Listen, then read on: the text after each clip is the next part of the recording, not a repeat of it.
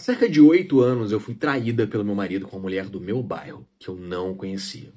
Tínhamos 19 anos juntos e ele sempre foi carinhoso e interessado, mas nessa questão vacilava muito. Sempre pegava uns errinhos dele, principalmente nas redes sociais. Quando eu descobri essa mulher, eu fiquei arrasada e terminei, porque eu vi que foi consolidado mesmo a traição.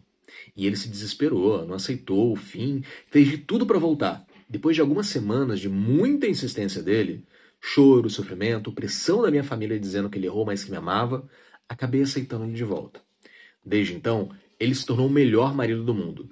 Me fez sentir especial, respeitada todos os dias e nunca mais desconfiei ou me estressei com nada.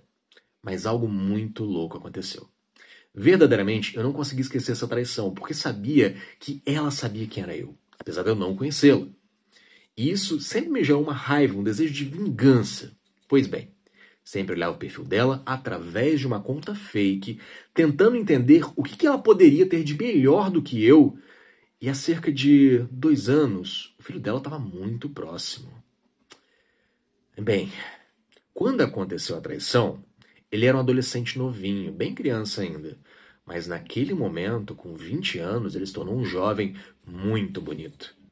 Sem qualquer intenção, eu comecei a seguir ele na rede e ele me seguiu de volta. Não nos conhecíamos e meu marido também não conhecia. Eu me considero uma mulher bonita, que pareço ter menos idade, mas mesmo assim tenho muitas inseguranças com meu corpo. Mesmo assim, ele começou a curtir os meus stories, colocar reações das minhas fotos, até que deu em cima de mim de verdade. Eu fiquei em êxtase. Só pensava o quanto seria perfeita a vingança, pegar o filho dela. Mas eu tive medo e disse que achava ele muito gato, mas que eu era muito mais velha e respeitava minha família. Ele entendeu, mas continuamos trocando likes, reações, e nesses 2 anos, enquanto ele me chamava e diz que o quanto que eu sou linda e que pena que eu não queria ficar com ele, bem, eu simplesmente digo que é complicado e não posso, mas quem sabe um dia. Não faço pelo meu marido, mas por mim. Eu não quero correr o risco de ser pega na infidelidade e ser exposta. É normal passar por todo esse tempo e eu ainda ter esse desejo de que um dia, quem sabe, matar ela de raiva pegando o filho dela, como ela fez com meu marido. Inclusive, eu falei pra ele que eu sou muito mais velho, eu tenho 38 e ele 22. Ele falou que isso não é um problema, pediu pra se encontrar comigo, mas eu morro de medo, apesar de querer muito isso. Meu nome é Marcelo Bizarro, eu sou psicanalista, e aqui a gente tem algumas coisas, né? Primeiro, tadinho do seu marido, né? Ele não tem nada contra, ele não tem culpa nenhuma disso. A culpa é dela. Eu quero matar ela de raiva pra pegar o filho dela, porque ela é a culpada, né? Essa coisa de sororidade meio que não existe, tá? Essa coisa da dinâmica do care, de uma mulher cuidar de outra mulher, sororidade seria isso? Assim, o care, ele é algo extremamente perverso. Eu cuido para ser cuidado. E a sororidade, ela só existe quando eu como mulher, tenho benefício sobre isso. Então eu vou defender aquela mulher porque eu ganho com isso. Agora, quando não, aí não tem sororidade. Aí é a rivalidade feminina. Aí são duas mulheres competindo entre si pelo prêmio. E o homem, tadinho, ele não tem culpa de nada. A gente não tem culpa. E vocês se degladiam. Então, ela me machucou. Então eu vou machucar ela. Mas ela não me jurou fidelidade. Ela não tinha por que ter fidelidade a mim. Ela só me conhecia, só sabia quem eu era. Meu marido, sim.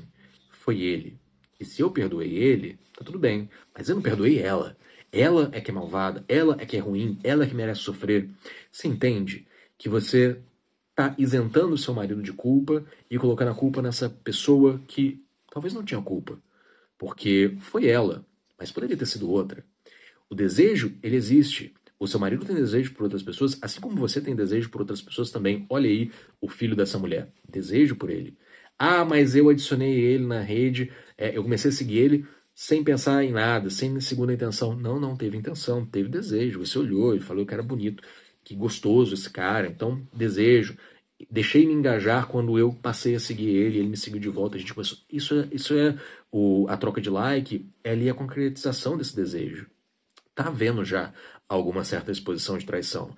Ainda que não tenha uma uma consolidação na carne ali, onde vocês dois não estão se encontrando para consumar o ato, mas o desejo já está sendo engajado ali. Quando você passou a seguir ele e ele te seguiu de volta, isso daí já estava acontecendo. Quando você viu ele ali nos stories dela, na rede social dela, e sentiu atração por ele, já era o desejo, mas você só se deixou engajar porque tem essa fragilidade na relação de vocês. Fragilidade essa que talvez ele sentiu naquele momento, quando aconteceu aquilo. E não é por conta dela, dessa mulher que aconteceu, é por conta dele. A fragilidade veio dele.